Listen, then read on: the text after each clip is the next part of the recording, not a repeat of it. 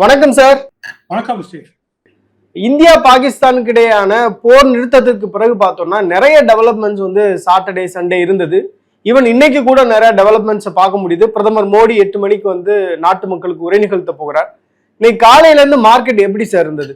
Okay, I think நமக்கு வெள்ளி அன்று முடியும் பொழுது ஒரு பெரிய அளவில் சரிவோட தான் முடிந்தது. சந்தையில் ஒரு அச்சம் இருந்தது ஸ்டீவ், இது வந்து தொடர்ச்சியாக தொடருமா, இல்லை இந்த தீவிரவாத அட்டாக் வந்து எக்ஸ்டெண்ட் ஆகி ஒரு பெரிய அளவில் ஒரு போரா மாறுமா அப்படின்ற ஒரு அச்சம். இன்ஃபேக்ட் அன்றைய தினம் எஃப்ஐஎஸ் கூட ஒரு 3700 கோடிக்கு மேலாக நெட் செல்லிங் இன் கேஷ்ல நம்ம பார்த்தோம். டிஐஎஸ் கூட அன்னைக்கு நெட் செல்லரா, ஐ மீன் நெட் பையரா இருந்தது, பட் எஃப்ஐஎஸ் வந்து நெட் செல்லரா இருந்தோம். ஓவரால் சந்தையில் அச்சம் 24,000 புள்ளிகளுக்கும் ஒரு லோவர் லெவலுக்கு வந்து 23,940 950 லெவல்ஸுக்கு வந்து டெஸ்ட் ஆகக்கூடிய ஒரு சூழலையும் பார்த்தோம். பட் இது வந்து தொடர்ச்சியா நடக்குமா, இந்த போர் வந்து தொடருமா என்ற ஒரு அச்சத்துக்கும் ஒரு கவலையும் இருந்தது. ஆனால் சனி ஞாயிறு அன்று அப்கோர்ஸ் அந்த ஸ்லோயிங் டவுன், அந்த போர் அப்படின்றது கொஞ்சம் ஸ்லோ டவுன் ஆகியதும், பிளஸ் ஒரு சீஸ்ஃபயர், அதாவது தற்காலிகமாக ஒரு சீஸ்ஃபயர் நடந்ததையும் அதை குறித்து உள்ள செய்திகளையும் நம்ம பார்த்தோம். அதன் பிரதிபலிப்பா இது வந்து எக்ஸ்பெக்டேஷன் வந்து இன்றைய தினம் சந்தை துவக்கும் முன்பதே நம்மளோட எதிர்பார்ப்பு என்னன்னா, இந்த தற்காலிகமாக இந்த போர் நிறுத்தம் நடந்த உடனே சந்தையின் போக்கு வந்து மிகவும் ஒரு ஸ்ட்ராங்காக உற்சாகமாக இன்றைய இருக்கும் அப்படின்றது ஒரு எதிர்பார்ப்பு எல்லார் மனதிலும் இருந்தது. ஸோ ஓப்பனிங்லேயே வந்து ஐ திங்க் 24,400 24,500 லெவல்ஸில் தான் ஏறக்குறைய அந்த ஓப்பனிங்கே நமக்கு கிடைத்தது. நம்ம நாட்டு சந்தை மட்டும் இல்லை ஸ்டீவ், அதே சமயத்தில் கராச்சி ஸ்டாக் இண்டெக்ஸ் அது வந்து ஒரு 10,000 புள்ளிகள் உயர்ந்து ஆல்மோஸ்ட் 60 நிமிஷத்துக்கு அப்பர் சர்க்கியூட் ஃப்ரீஸ் நடந்ததையும் நம்ம இன்றைய தினத்தை பார்த்தோம். ஸோ ஐ திங்க் இரண்டு நாடுகளுடைய மக்களுக்குமே முதலீட்டாளர்களுக்குமே எந்த விதமான போர் நடக்கக்கூடாது, இல்லை எஸ்கலேட் ஆகக்கூடாதுன்ற எண்ணம் வந்து ரொம்ப தெளிவாக தான் இருந்தது.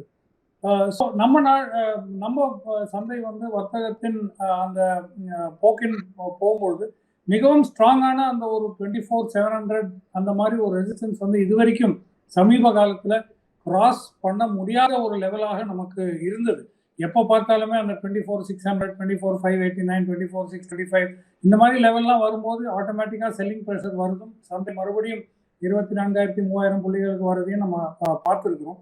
பட் இன்றைய தினம் வந்து அந்த 24,700 கிராஸ் செய்யும் அந்த ஒரு நிலையில இன்ஃபேக்ட் நமக்கு யூஎஸ் சைனா அந்த ட்ரேட் வந்து கொஞ்சம் ட்ரேட் டீல வந்து கொஞ்சம் ஒரு பிரேக் த்ரூ கிடைச்ச மாதிரி ஜெனீவால நாட்டில் நடக்கக்கூடிய அந்த டாக்ஸ் காரணமாக ஒரு ஃபேவரபிள் அவுட்கம்.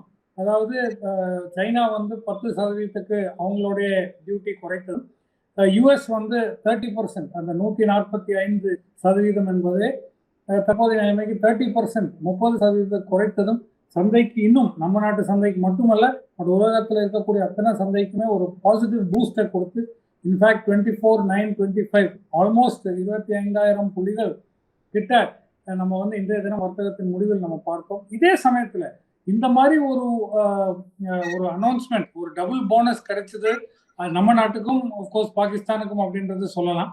பட் முக்கியமா யூஎஸ் இந்த ட்ரேட், அதாவது வர்த்தக போரின் ஒரு துவக்கம், ஒரு முடிவின் துவக்கமாக இது அவங்க எடுத்துக்கொண்டு அவங்களுடைய டவ் ஃபியூச்சர்ஸ் வந்து தற்போதைய நிலைமைக்கு ஒரு 1000 புள்ளிகள், அதாவது சந்தை இன்னும் திறக்கவில்லை, பட் 1000 புள்ளிகள் உயர்வாக அந்த டவ் ஃபியூச்சர்ஸ் வந்து தற்போதைய நிலைமைக்கு வர்த்தகத்தில் நடந்து வருகிறது என்றதையும் நம்ம கவனிக்கிறோம். So I think overall very positive டே. நம்ம சந்தைக்கு வந்து மிகவும் பாசிட்டிவான ஒரு நாள். ஆல்மோஸ்ட் 900 பாயிண்ட்ஸ் பிளஸ்ல வந்து முடிந்ததையும் நம்ம கவனித்தோம். ஸ்டீவ், இப்போ லாஸ்ட் ஒரு 15 டேஸாவே வந்து மார்க்கெட் ரொம்ப டவுன்ல இருந்தது. 15 நாட்கள் இன்வெஸ்டர்ஸ் இழந்த பணத்தை இன்னைக்கு ஓரளவு மீட்டிருப்பாங்க அப்படின்னு நான் நினைக்கிறேன். நீங்க சொன்ன மாதிரி ரொம்ப ஒரு பாசிட்டிவான ஒரு டேயா இருந்தது. அதே நேரத்தில் சார், இப்போ போர் நிறுத்த ஒப்பந்தத்துக்கு பிறகு கூட அந்த வயலேஷன்ஸ் வந்து தொடர்ச்சியாக மீறப்படுவதாக பார்க்க முடியுது. குறிப்பா பாகிஸ்தான் வந்து வயலேஷன் பண்றாங்க அப்படின்ற செய்திகளும் நமக்கு வருது. குறிப்பா வந்து உங்களுக்கு பார்டரிங் ஸ்டேட்ஸ்ல, இந்தியா பாகிஸ்தானுக்கு இடையே இருக்கக்கூடிய அந்த பார்டரிங் ஸ்டேட்ஸ்ல வந்து தொடர் தாக்குதல்கள் இன்னும் நடந்துட்டு இருக்கு அப்படின்றத பார்க்க முடியுது. இதனுடைய எதிரொலி அப்படின்றது பங்குச்சந்தையில இனி வரக்கூடிய நாட்கள்ல இருக்கும்னு நினைக்கிறீங்களா சார்? இல்ல, ஐ திங்க் அதாவது ஸ்டீவ், நான் என்னோட ஒப்பீனியன் அவ்வளோ ஆக்யூரேட்டா இருக்குமான்றது எனக்கு தெரியல. I cannot comment on this, but nevertheless இந்த இந்த ஸ்ட்ரே இன்சிடென்ட்ஸ் வந்து கொஞ்சம் தொடர்ச்சியாக நடந்து கொண்டே இருக்கும். அதாவது ரேடிக்கல் எலிமெண்ட்ஸ் வந்து எல்லா இடத்துலையும் இருக்கும். முக்கியமாக Pakistan already radical state. So டெஃபினட்டாக ரேடிக்கல் எலிமெண்ட்ஸ் அதிகமாக இருக்கக்கூடிய ஒரு நாடு அப்படின்ற போது எவ்வளோ போர் நிறுத்தம் அப்படின்னு சொன்னாலுமே கொஞ்சம் ரேடிக்கல் ஹார்ட்லைனர்ஸ் வந்து கொஞ்சம் இந்த மாதிரி ஏதாவது ஒன்று ட்ரை பண்ணலாம், ஏதோ ஒன்று பாம்பு வீசலாம், ஏதோ ஒன்று செய்யலாம் அப்படின்ற ஒரு எண்ணத்தில் வந்து ஏதோ ட்ரை பண்ணிட்டு தான் இருப்பாங்க. பட் ஐ திங்க் இந்த லார்ஜர் இன்ட்ரெஸ்ட், அதாவது ரெண்டு நாட்டுடைய இராணுவ அதிகாரிகளும் சரி, பிரதமர்களும் சரி, ஒரு போர் நிறுத்தம், அதாவது ஒரு ஆர்மி லெவல் ஆக்ஷன், இல்லை ஏர்ஃபோர்ஸ் லெவல் ஆக்ஷன், இல்லை ஏர் பேஸ் லெவல் ஆக்ஷன், அந்த மாதிரி அவங்க நமக்கு செய்யறதும் நம்ம அவங்களே அழிக்கிறதுமா, ஐ திங்க் அந்த லெவலுக்கு வந்து எஸ்கலேட் ஆகாது. ஸ்ட்ரே இன்சிடென்ட்ஸ் வந்து நடந்துட்டு இருக்கும். பட் அதையும் வந்து ஐ திங்க் ஓரிரு நாட்கள் வந்து சப்சைட் ஆகும் அப்படின்றது நம்மளுடைய எண்ணம், என்னுடைய எதிர்பார்ப்பும் அதுதான் அப்படின்றது. நான் இப்ப பிரதமர் மோடி 8 o'clock போல ஒரு பிரஸ் அட்ரஸ் பண்ண போறாரு, நேஷனல் வைடா வந்து அவர் பேச போறாரு. ஸோ நாட்டு மக்களுக்கு வந்து பிரதமர் வந்து உரையாற்ற போறாரு. இப்போ அதனுடைய இம்பாக்ட் அப்படின்றது நாளைய சந்தையில வந்து எதிரொலிக்குமா? டெஃபினட்டா. இது வந்து இந்த இந்த இந்த ஒரு உரையாடல் என்பது சில விஷயங்களை ரொம்ப கிளியரா நமக்கு எடுத்து சொல்வதற்காக ஒரு உரையாடல்ன்றது நான் நினைக்கிறேன். முக்கியமா இதுல எவ்வளவு தூரம் யூஎஸோட இன்டர்ஃபியரன்ஸ் இருந்திருக்கு. ஏன்னா அது ஒரு செய்தி ஒரு சைட்ல போயிட்டு இருந்தது. ட்ரம்ப் வந்து இன்வால்வ் ஆகி மார்க் ரூபியோ ஃபோன் பண்ணி இந்த மாதிரி இது ஒரு சைட்ல ஒரு பேச்சு நடந்துட்டு இருந்தது. பட் அண்ட் நம்ம வந்து எவ்வளவு தூரம் சக்சஸ்ஃபுல்லா இந்த தாக்குதல் நடத்தி இருக்கிறோம், இதோட முக்கிய அவுட்கம் என்ன, அவங்க நமக்கு தேவையான அவுட்கம்ஸ் நம்ம பார்த்துட்டோம். அடுத்தபடியாக யுஎஸ் இஸ்ரேலுக்கு அடுத்தது நம்ம நாடு மட்டும்தான் இந்த மாதிரி யூனிலாட்டரலா ஒரு ஸ்டான்ஸ் எடுக்கக்கூடிய ஒரு பொசிஷன்ல நம்ம நாட்டை கொண்டு வந்து வச்சிருக்கோம். எப்படி, அதாவது any act of terror to be considered an act of war, அதாவது இந்த மாதிரி தீவிரவாத செயல்கள் ஒரு போரின் துவக்கத்தின் ஒரு செயலாக நம்ம எடுத்துக்கொள்ளும் விதமாக நம்மளை தவிர்த்து இதுவரைக்கும் உலகத்தில் இருக்கக்கூடிய 2 நாடுகள் மட்டுமே டிக்ளேர் செய்திருக்கக்கூடிய ஒரு டிக்ளரேஷன் நம்ம செய்ததையும் பார்த்தோம். ஸோ இட் வாஸ் அன் நம்ம சைட்ல இருந்து வந்து இது மட்டும் தான் சொல்லியிருக்கோம், நீங்க இந்த மாதிரி பண்ணிட்டு இருந்தீங்கன்னா டெஃபினட்டா ஆக்ஷன் எடுப்போம். இதோட கனெக்ஷனும் சேர்த்து தான் இன்றைய தினம் உரையாடல நம்ம இருக்க போகுது. So success story, sacrifices of the arm forces, which I think is very important.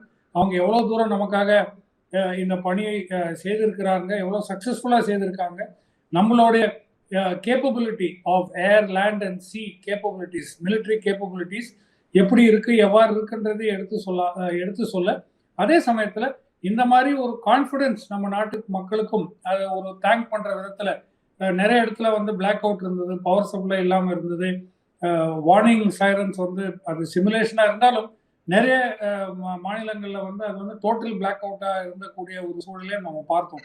So இதுக்கு எல்லாமே சிட்டிசன்ஸ் கோஆப்ரேட் பண்ணக்கூடிய அந்த ஒரு நிகழ்வையும் அப்ரிஷியேட் பண்ற விதத்தில் அது மட்டும் இல்லாமல் how strongly we have been able to control, அதாவது இந்த தீவிரவாத செயல்கள் வந்து நம்ம எப்படி கண்ட்ரோல் பண்ணியிருக்கோம், இதோட சக்சஸ் அவுட்கம்ஸ் என்ன, அனைத்துமே பாசிட்டிவா தான் இருக்கும். ஸோ ஐ திங்க் இன்றைய தினம் அந்த உரையாடலுக்கு பிறகு ஐ திங்க் சந்தைக்கு இன்னும் கொஞ்சம் கான்ஃபிடன்ஸ் அதிகரிக்குமே ஒழிய அது வந்து ஒரு நெகட்டிவ் இம்பாக்டாக மாறாது என்பது என்னுடைய எதிர்பார்ப்பு. சார், இப்போ கடந்த 3 ஆண்டுகளாக பார்த்தோம் அப்படின்னா ரஷ்யா உக்ரைன் போர் அப்படின்றது ஒரு ரொம்ப தீவிரமாக இருந்தது. இப்ப புடின் வந்து ஒரு பீஸ் டாக்ஸ்க்கு அக்ரி பண்ணியிருக்காரு. இதனுடைய இம்பாக்டாவும் இன்னைக்கு சந்தை ரொம்ப பாசிட்டிவா இருந்ததா இல்ல எப்படி சார்? ஆமா, அது வந்து எப்பவுமே அந்த போர் வந்து நம்ம நாட்டு சார்ந்த ஒரு போர் கிடையாது. ஸோ போர் என்பது சந்தைக்கு நெகட்டிவ். பட் இன்றைய தினம் அந்த 900 பாயிண்ட்ஸ் ஏற்றத்தில், 925 பாயிண்ட்ஸ் ஏற்றத்தில் நான் நிஃப்டியை குறித்து பேசும்பொழுது ஒரு 25 பாயிண்ட்ஸ் வேணா வந்து ரஷ்யா யுக்ரைன் போர் நிறுத்தத்துக்கான ஒரு துவக்கத்துக்காக ஒரு கான்ட்ரிபியூஷன் வைத்து ஐ திங்க் மீதி இருக்கிற 900 பாயிண்ட்ஸ் வந்து நம்ம நாட்டோடைய அந்த பாதுகாப்பு நிலைமையும் நம்ம நாடு அந்த போர் அபாயங்களை குறைத்ததும் I think the strength of the confidence in our country's economy, நம்ம நாட்டோடைய வளர்ச்சி, நம்ம நாட்டோடைய கேப்பபிலிட்டி, நம்ம நாட்டோடைய ராணுவ வீரர்களுடைய அச்சீவ்மெண்ட்ஸ் பேஸ் பண்ணி தான் அந்த ஏற்றம் இருந்திருக்கு. ஸோ அதுவும் ஒரு பாசிட்டிவ், நான் இல்லைன்னு டிஸ்கவுண்ட் பண்ணலை. பட் ஐ திங்க் அந்த 925 பாயிண்ட்ஸ்ல ஒரு 25 பாயிண்ட்ஸ் பொறுத்து தான் அது கொடுக்குறேன். ஏன்னா 3 வருஷமா தொடருது, நமக்கு பெரிய அளவில் ஒரு பாதிப்பை தரவில்லை என்றதை நான் சொல்ல முடியும். பட் ஐ திங்க் 25 பாயிண்ட்ஸ் அது கொடுத்தால் மீதி 900 பாயிண்ட்ஸ் வந்து நம்ம நாட்டை சார்ந்த அந்த சீஸ்ஃபயர், அந்த போர் நிறுத்தத்தின் காரணமாக தான் அந்த ஒரு பெரிய அளவில் ஏற்றத்தை பார்த்தோம். அது மட்டும் இல்லாமல் அந்த யுஎஸ் சைனா ட்ரேட் வார், வர்த்தக போரின் ஒரு டிஎஸ்கலேஷன் நடக்க வாய்ப்புகள் இருக்கிறது. அதன் துவக்கமாக இந்த ரேட்ஸ் இந்த டாரிஃப் ரேட்ஸை குறைத்ததும் ஒரு பாசிட்டிவாக நம்ம எடுத்துக்கொள்ளலாம். சார், இப்ப மக்களை பொறுத்தவரையிலும் வந்து எப்படா தங்கம் விலை குறையும் அப்படின்னு எதிர்பார்த்துட்டு இருந்தாங்க. இப்ப லாஸ்ட் 2-3 டேஸா வந்து பெரிய டிப் அப்படின்றத நம்ம பார்க்க முடியல. பட் இன்னைக்கு வந்து ட்வைஸ் ஒரு டிப்பை வந்து நம்ம பார்த்தோம். ஒரு சவரனுக்கு கிட்டத்தட்ட 2360 ரூபா வந்து குறைந்திருக்கு அப்படின்றத பார்க்க முடியுது. காலையில ஒரு 1320 இருந்தது, அப்புறம் மாலையில பார்த்தோம்னா 1040 அடிஷ்னலா கிடைச்சது. ஸோ ஓவராலா வந்து 2360 ரூபா ஒரு சவரனுக்கு வந்து குறைந்திருந்ததை பார்க்க முடிஞ்சது. இதுக்கு என்ன காரணம்? முக்கியமா ஃபண்டமெண்டல் ரீசன்ஸ். இப்போ வார் சினாரியோ, எந்த ஒரு வார் சினாரியோ நம்ம பார்த்தாலுமே எடுத்தாலுமே சரி, முதல்ல ஏறக்கூடியது ஒன்று கச்சா எண்ணெயோடைய விலை, இரண்டாவது வந்து தங்கத்துடைய விலை. இல்லை ரிவர்ஸ் ஆர்டர்ல கூட சொல்லிக்கலாம். முதல்ல ஏறது வந்து தங்கத்துடைய விலை, அப்புறம் கச்சா ஆர்டர் விலை. பட் இப்போ இன்றைய தினம் நீங்க எடுத்து பார்த்தீங்கன்னா போர்கள், அதாவது நமக்கு தெரிந்த போர்கள், அது யுஎஸ் சைனா வர்த்தக போரா இருக்கட்டும், இந்தியா பாகிஸ்தான் இந்த டெரரிஸ்ட் போரா இருக்கட்டும், நாடுகளுக்கு உள்ள போரா இருக்கட்டும், அதே சமயத்துல ரஷ்யா யுக்ரைன் அவங்க ஒரு 3 வருஷமா தொடர்ச்சியா நடந்திருக்கின்ற அந்த ஒரு போரா இருக்கட்டும், எல்லாத்துக்குமே ஒரு டீஎஸ்கலேஷன் வந்து இன்றைய தினம் உலகத்தில் இருக்கக்கூடிய அத்தனை முதலீட்டாளர்களுக்கும் சந்தைகளுக்கும் இந்த டீஎஸ்கலேஷன் பேட்டர்ன் வந்து ஃபேவரபுளா இருக்கு. ஸோ அப்படி இருக்கும்போது ரிஸ்க் பர்செப்ஷன், அதாவது அந்த ரிஸ்க் பர்செப்ஷன் குறையும் பொழுது ஆட்டோமேட்டிக்கா தங்கத்துடைய விலை வந்து குறையிறதே நம்ம உலக அளவிலேயே பார்க்கலாம். ஸோ இது வந்து நம்ம நாட்டோடைய போர் குறைந்ததால் மட்டுமே இந்த தங்கத்தின் விலை குறையவில்லை. But gold is US dollar denominated asset, அதாவது US டாலரில் மட்டுமே மதிப்பிட்டு அது வர்த்தகம் செய்கின்ற ஒரு பொருள். உலகம் எங்கும் அதுக்கு ஒரு இன்வெஸ்டர்ஸ் இருக்கிறது. ஸோ டெஃபினட்டா இந்த மல்டிபிள் ஃபேக்டர்ஸ் சேர்ந்து ஒன்று வரும்பொழுது டெஃபினட்டா தங்கத்தின் விலைக்கு ஒரு சரிவு ஏற்பட வேண்டும். அதுதான் இன்னைக்கு ஏற்பட்டது என்பதையும் நாம் ஸ்ட்ராங்கா கூற முடியும். இது அடுத்த 90 நாட்களுக்கு வந்து இந்த டீஎஸ்கலேஷன் முழுமையாக ஒரு மோர் ரீசனபிள் ஸ்ட்ரக்சருக்கு, அதாவது இந்த வர்த்தக போரா இருக்கட்டும், மற்ற பிசிக்கல் வாரா இருக்கட்டும், இல்ல டெரரிசம் அகேன்ஸ்டா இந்த சப்கான்டினென்ட்ல நடக்கிற போரா இருக்கட்டும், இது எல்லாமே அடுத்த ஒரு 60 நாள் 90 நாட்கள்ல ஒரு டீஎஸ்கலேஷன் நடந்தால் தங்கத்தோடைய விலை ஒரு பெரிய அளவுல ஒரு குறைவை சந்திக்கிறதையும் பார்க்கலாம். அதே சமயத்துல US டாலர் ஸ்ட்ராங் ஆகக்கூடிய ஒரு நிலையும் மறுபடியும் நம்ம சந்திக்க கூடும் என்பதையும் தெரிவிக்கப்பட்டு விரும்புகிறேன். ஸ்டீவ் சார், இப்ப ஆபரேஷன் சிந்தூர்னால என்னென்ன ஸ்டாக்ஸ் உடைய ஒரு விலைகள் அதிகமா இருக்கு, என்னென்ன ஆப்பர்ச்சுனிட்டிஸ் வந்து சந்தையில இருப்பதா பாக்குறீங்க? அப்படி கிடையாது. நம்ம வந்து ஆபரேஷன் சிந்தூரும் ஒரு இன்வெஸ்ட்மெண்ட் ஐடியாலஜியா மாற்றக்கூடாது. ஆபரேஷன் சிந்தூர்ன்றது நம்ம ஒருத்தருக்கும் ஒரு ப்ரைடை தரக்கூடியது, ஒரு திமிரை தரக்கூடிய ஒரு இந்திய நாட்டு சிட்டிசன் அப்படின்ற ஒரு நிலையில என்னுடைய ராணுவ வீரர்கள் நமக்காக சாதித்து தந்த அந்த ஒரு வெற்றியாகத்தான் அதை எடுத்துக்கொள்ள வேண்டும். ஸோ பட் இந்த மாதிரி ஒரு போர் காரணம் ஏறக்கூடிய ஒரு சில பங்குகள், முக்கியமா டிஃபென்ஸ் செக்டர்ல இருக்கக்கூடிய ஸ்டாக்ஸ், இந்த மாதிரி ஒரு போர், இந்த மாதிரி ஒரு ஆன்டி டெரரிஸ்ட் வார் அப்படின்றது நடக்கும்பொழுது முக்கியமா நம்மளுடைய டிஃபென்ஸ் கேப்பபிலிட்டிஸை வந்து நம்ம வந்து உலகத்துக்கு எடுத்து காட்டுகின்ற ஒரு முறை. இதுதான் அமெரிக்க நாடு வந்து பல பல பல நூற்றாண்டுகளாக செய்து வருகின்ற ஒரு ப்ராக்சி வார் அப்படின்றத நான் கூறுறேன். ஏன்னா அவங்களுடைய பிகெஸ்ட் பிஸ்னஸ் வந்து ஆர்ம்ஸ் தான். ஸோ அப்படி இருக்கும்பொழுது அவங்க நாட்டில் வந்து எந்த போர் வந்து அவங்க வந்து போட்டதாக சரித்திரமே கிடையாது, எக்ஸப்ட் ஃபார் அந்த ஒசாமாவுடைய 9/11 அட்டாக்கை தவிர்த்து. அது ஒரு போர், ஆக்ட் ஆஃப் வார் அப்படின்னு கூறினால், அதை தவிர்த்து அவங்க நாட்டில் வந்து அவங்க ஒரு போர் சந்தித்ததாக ஹிஸ்டரியில இடமே கிடையாது.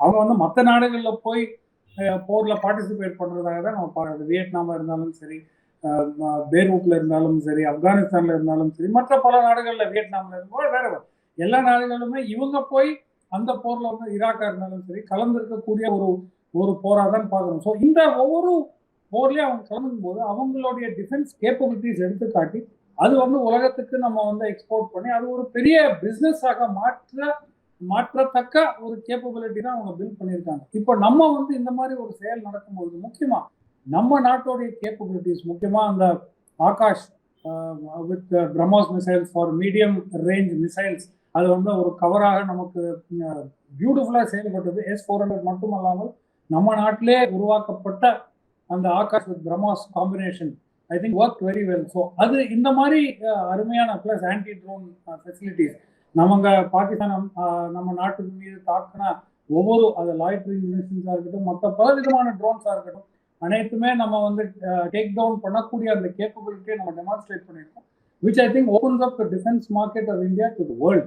நம்மளுடைய கேப்பபிலிட்டிஸ் என்பது நம்ம உலகத்துக்கே எடுத்து காட்டும் வழியில் செய்திருக்கோம். ஸோ முக்கியமாக தற்போதைய நிலைமைக்கு லிஸ்ட் ஆகக்கூடிய பங்குகள் அப்படின்னா BL, HAL, Bharat dynamics and so on. இது டிஃபென்ஸ் செக்டரில் இருக்கக்கூடிய of course ship building companies, maybe Cochin shipyard, பீபாக் ஷிப்பிங் அண்ட் ஸோ ஆன். இந்த மாதிரி கோர் செக்டர்ஸ்ல இருக்கக்கூடிய அண்ட் இதுக்கு சப்போர்ட் பண்ணக்கூடிய ஒரு சில sectors like steel, infrastructure, communication and so on. இது எல்லாமே வந்து செயல்பட்டு தான் இந்த ஒரு சக்சஸ்ஃபுல் கேப்பபிலிட்டியை நம்ம பில்ட் பண்ணியிருக்கோம். ஸோ இதோட டெமான்ஸ்ட்ரேஷனாக கூட இது நம்ம எடுத்துக்கொண்டால் டெஃபினட்டாக இந்த மாதிரி செக்டர் தான் பெரிய அளவில் நமக்கு ஒரு பெனிஃபிட் ஆகும். நம்ம நாட்டோடைய முதலீட்டாளருக்கு மட்டும் இல்லை, but I think we open up the world of Indian defence. நம்ம நாட்டோடைய டிஃபென்ஸ் கேப்பபிலிட்டி வந்து உலகத்துக்கு எங்கேயுமே இது வந்து ஒரு capability, we are ready to provide this for you அப்படின்ற ஒரு ஷோகேஸ் பண்ணுற ஒரு விதமாகவும் கூட அதை எடுத்துக்கலாம். So I think defence, ship building, இந்த மாதிரி செக்டர்ஸ், கம்யூனிகேஷன், இந்த மாதிரி செக்டர்ஸ் வந்து பெரிய அளவில் வந்து இது பெனிஃபிஷரியாக இருக்கும்னு நினைக்கிறேன். சார், இப்போ இந்த ஆப்ரேஷன் சிந்தூர் அப்படின்றது நம்மளுடைய ப்ரைடு. நீங்கள் சொன்ன மாதிரி இதில் வந்து ஒரு இன்வெஸ்ட்மெண்ட் பர்ஸ்பெக்டிவ்ல பார்க்கக்கூடாது, இது வந்து ஒரு ப்ரைடு அப்படின்றத நீங்கள் ரொம்ப தெளிவாக இன்வெஸ்டர்ஸ்க்கு சொன்னீங்க. குறிப்பாக வந்து இந்த ஆப்ரேஷன் சிந்தூருக்கு பிறகு பார்த்தோம் அப்படின்னா உங்களுக்கு டிஃபென்ஸ் ஸ்டாக்ஸ் அப்புறம் ட்ரோன் ஸ்டாக்ஸ் எல்லாமே வந்து ஒரு ப்ரிஃபரபிள் ஸ்டாக்ஸாக மாறி இருக்கு அப்படின்றத பார்க்க முடியுது. ஏன்னா கவர்மெண்ட் இதில் வந்து இன்வெஸ்ட் பண்ணுவாங்க அப்படின்ற ஒரு விஷயம். அதே மாதிரி ப்ரைவேட் கம்பெனிஸ் இன்வெஸ்ட் பண்ணுவாங்க. நீங்கள் சொன்ன மாதிரி Hindustan Aeronautics, Bharat Dynamics, Bharat Electronics, அப்புறம் ட்ரோன் மேனுஃபேக்சரிங்ல வந்து Idea Forge Technologies Limited, Zen Technologies Limited, இதோடைய ப்ரைஸ் எல்லாமே வந்து அப் டு 14% வந்து சர்ஜ் ஆயிருக்கு அப்படின்னு சொல்றாங்க. இப்போ மெயினாக சார், இப்போ பார்டரிங் ஸ்டேட்ஸ், நான் ஏற்கனவே சொன்ன மாதிரி இந்தியாவுக்கும் பாகிஸ்தானுக்கும் அருகாமையில் இருக்கக்கூடிய மாநிலங்களான ஜம்மு காஷ்மீர், ராஜஸ்தான், பஞ்சாப், குஜராத், ஹரியானா, இமாச்சல் பிரதேஷ், இந்த ஸ்டேட்ஸ்ல வந்து ஒரு யாரெல்லாம் வந்து பெரிய அளவில் இன்வெஸ்ட் பண்ணியிருந்தாங்களோ அவங்களுக்கு வந்து ஒரு பெரிய இம்பாக்ட் இருக்கு அப்படின்னு சொல்றாங்க. உங்களுடைய டேக் என்ன சார்? ஃபார் எக்ஸாம்பிள் டாடா நிறைய இன்வெஸ்ட் பண்ணியிருக்காங்க, அப்புறம் ரிலையன்ஸ் இண்டஸ்ட்ரீஸ் இன்வெஸ்ட் பண்ணியிருக்காங்க, அதானி குழுமம் வந்து இன்வெஸ்ட் பண்ணியிருக்காங்க. எப்படி நீங்க பாக்குறீங்க அதை? பட் இந்த ஸ்டேட்ஸுக்கு எல்லாமே இந்த மாதிரி பெரிய கம்பெனிஸ் வந்து இன்வெஸ்ட் பண்ணியிருக்காங்க. இந்த இன்வெஸ்ட்மெண்ட் எதுக்காக பண்றாங்கன்னா, இந்த மாதிரி இன்வெஸ்ட்மெண்ட் அங்கே போனாதான் அந்த மாதிரி பார்டர் ஸ்டேட்ஸில் வந்து இம்ப்ரூவ்மெண்ட் நடக்கும். அங்கே இருக்கக்கூடிய quality of life style plus citizen education capability, financial capability எல்லாமே வளர்கின்ற ஒரு பாசிபிலிட்டி இந்த மாதிரி கம்பெனிஸ் வந்து அங்கே முதலீடு செஞ்சாதான். ஸோ இந்த முதலீடு செய்யும்பொழுது இந்த கம்பெனிஸுக்கு வந்து இந்த மாதிரி ரிஸ்க் வந்து பார்டர் ஸ்டேட்டில் இருக்குன்றது அவங்களுக்கு டெஃபினட்டாக அறிஞ்சு தெரிஞ்சுதான் அங்கே முதலீடு செய்கிறாங்க. ப்ளஸ் அதே சமயத்தில் இந்த மாதிரி இன்வெஸ்ட்மெண்ட் நடக்கும்பொழுது நம்மளுடைய அரசாங்கம், நம்மளுடைய இராணுவம் நம்மளை பாதுகாக்கும் வழியில் எல்லா விதமான செயல்பாடுகளையும் அவங்க வந்து இந்த மாதிரி ஒரு த்ரெட்டை வந்து எதிர்கொள்ளக்கூடிய கேப்பபிலிட்டி இருக்கக்கூடிய ஒரு இராணுவம் நம்ம நாட்டில் இருக்கிறது என்பதையும் நம்பிதான் அங்கே போய் வந்து முதலீடு செய்கிறாங்க. ப்ளஸ் அந்த நாட்டில் வந்து ஒரு எஜுகேஷன், அந்த நாட்டில் வந்து employability and capability of people வந்து ரேஸ் ஆனால் ஆட்டோமேட்டிக்காக இந்த மாதிரி டெரரிஸ்ட் மூவ்மெண்ட்டுக்கான ஒரு ஆர்வம் காட்டுதோ அந்த மாதிரி மூவ்மெண்ட்டுக்குள்ளே இன்வால்வ் ஆகக்கூடிய அந்த ஒரு திங்கிங்கோ நம்ம குறைஞ்சிடும். ஏன்னா நம்ம இங்கே லைஃப் ஸ்டைல் வந்து இம்ப்ரூவ் ஆகுது, நமக்கு வந்து ஒரு வேலை இருக்குது, ஒரு அவர் குவாலிட்டி ஆஃப் லைஃப் வந்து இம்ப்ரூவ் ஆகுது, நம்ம பிள்ளைங்களை படிக்க வைக்க முடியுது, மற்ற எல்லா ஃபெசிலிட்டிஸும் நம்ம பார்டர் ஸ்டேட்டில் வந்திருக்கு, நம்மளை வந்து நம்ம அரசாங்கம் மறக்கவில்லை அப்படின்ற ஒரு நரேட்டிவ் வந்து இந்த டெரரிசம் அப்படின்றது மூலமாக இவங்க மனதில் நுழைந்துள்ளால் இந்த மாதிரி ஒரு டெவலப்னால அது வந்து மாறிவிடும். So that is the reason why the government அதாவது அரசாங்கம் வந்து இந்த மாதிரி நிறுவனங்கள் வந்து அங்கே போய் இன்வெஸ்ட் பண்ணக்கூடிய அந்த இன்விடேஷன் கொடுக்கறதே இதனால தான். பட் ஆஃப்கோர்ஸ் இந்த மாதிரி ஒரு சில கம்பெனிஸ் வந்து ரிஸ்க் இருக்கு, they could be collateral damage. Though எதுவும் இல்லை என்றுதான் நம்மளுடைய தற்போதைய நிலைமைக்கு நம்மளுடைய செய்தி. But they could have been spray damages that happen to some of the installations there. இப்போ இவங்களுடைய ஸ்டாக் பிரைஸ் எல்லாமே வந்து ஒரு தற்காலிகமா குறையிறதுக்கான வாய்ப்பு இருக்கு. ஏன்னா இவங்க எல்லாமே பெரிய கம்பெனிஸ், இந்த டேமேஜ் அப்படின்றது அவங்களுக்கு பெரிய இம்பாக்ட் ஏற்படுத்தாது, ஒரு டெம்பரரியா இருக்கும் இல்ல சார்? இல்ல, but see the other way to look at it is அவங்களுடைய பிரைமரி பிசினஸ் ப்ராசஸ் வந்து இந்த மாதிரி பார்டர் ஸ்டேட்ஸ்ல வந்து வச்சுக்க மாட்டாங்க. It could be a factional unit. சரி, ஒரு யூனிட்டோட ஒரு பகுதி தான் அங்க இருக்கும், ஒரு யூனிட்டோட ஒரு ஸ்மால் கேப்பபிலிட்டி இல்லை சப்போர்ட் ஃபங்க்ஷன் அந்த மாதிரி எடுத்து தான் முதல்ல வந்து கொண்டு போய் ஒரு பார்டர் ஸ்டேட்ல வந்து போடுவாங்க. இப்போ ரிலையன்ஸோட மெயின் ஃபீச்சர் அண்ட் ஃபெசிலிட்டி வந்து ஜாம்நகர்ல இருக்கு. ஜாம்நகர் தான் அவங்களோட மெயின். இப்போ கட்ச்ல நடந்த ஷெல்லிங்க்கும் ஒரு ஜாம்நகர் நடந்திருக்க இவங்க இருக்கக்கூடிய பிளான்ட்டுக்கும் பெரிய அளவுல பாதிப்பு வந்து வந்திருக்க முடியாது அப்படின்றத நம்ம நினைக்கணும். கட்ச்ல வந்து ரிலையன்ஸோட ஃபெசிலிட்டிஸ் இருந்திருக்கலாம். Maybe some stray damage would have happened, but those are ancillary things. ரெண்டாவது, இந்த மாதிரி பெரிய இன்சுலேஷன் அண்ட் கம்பெனிஸ் வந்து பார்டர் ஸ்டேட்ல இன்வெஸ்ட் பண்ணும்போது those are insurance covered. So insurance coverage வந்து பெரிய அளவில் வந்து செய்வாங்க. இன்சூரன்ஸ் பண்ணி தான் இந்த மாதிரி பிசினஸ் ஆரம்பிப்பாங்க. ஸோ ஆக்ட் ஆஃப் வார் கட்சியில எல்லாம் அதானியுடைய முத்ரா போட்டிருக்கு சார். பட் அது எல்லாமே வந்து இன்சூர்டா தான் இருக்கும். ஏன்னா இவ்வளோ பல லட்சம் கோடி ரூபாய் முதலீடு செஞ்சு ஒரு போர்ட்டை வந்து செட் பண்ணும்போது டெஃபினட்டா அதுல வந்து இன்சூரன்ஸ் கவர் இல்லாம அது இருக்காது. ஸோ அந்த மாதிரி ஒரு டேமேஜ் நடந்த மாதிரி நமக்கு தெரியல, பட் நடந்திருந்தால் அது வந்து இன்சூரன்ஸ் கவர் காம்பன்சேட் ஆகும். ரீபில்டிங் காஸ்ட் மட்டும் தான், விச் ஐ திங்க் கம்பெனியோட பாட்டம் லைன் வந்து பெரிய அளவில் ஒரு பாதிப்பு வராது. And I think that is the way to look at this. So பெரிய அளவில் ஒரு இம்பாக்ட் வந்து இந்த மாதிரி பார்டர் ஸ்டேட்ஸ்ல இன்வெஸ்ட் பண்ணக்கூடிய கம்பெனிஸுக்கு எதுவும் ஆயிருக்காது என்பதுதான் என்னுடைய வியூகம். சார், இப்போ எஸ் பேங்க் வந்து ரீசெண்ட் டைம்ஸ்ல பாத்தீங்கன்னா நியூஸ்ல அதிகமா இருக்கு. ஜப்பானை சார்ந்த ஒரு பேங்கிங் நிறுவனம் வந்து வாங்க போறாங்க அப்படின்னு சொல்றாங்க எஸ் பேங்க.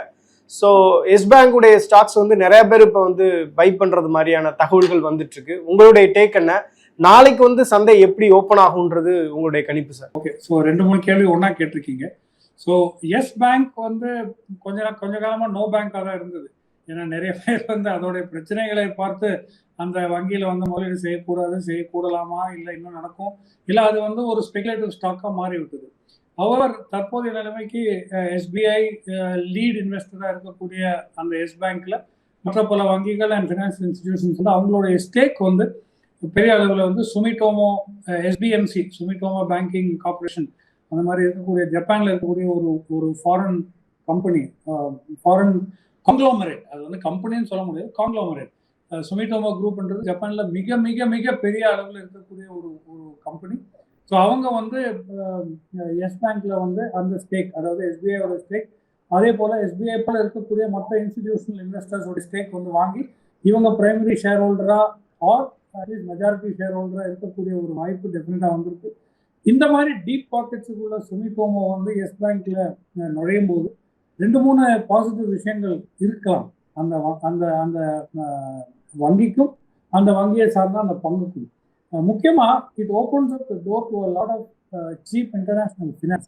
ஏன்னா ஜப்பான்ல இருக்கக்கூடிய ரேட் இன்ட்ரெஸ்ட் வந்து ரொம்ப ரொம்ப ரொம்ப குறைவு. ஸோ எஸ் பேங்கோடைய லெண்டிங் கேப்பபிலிட்டிஸ் வந்து அதிகரிக்க கூடும் பெரிய அளவில், because they have access to cheap funds. So அந்த differential between the availability of funds, அதாவது இந்த மிகப்பெரிய அளவில் இருக்கக்கூடிய அந்த பணத்தொகைகள் ஜப்பான்லேருந்து வரும்பொழுது நம்ம நாட்டில் இருக்க அவைலபிலிட்டியை மற்ற நாடுகளை வச்சு கம்பேர் பண்ணும்போது I think Japan is one of the cheapest in terms of funding.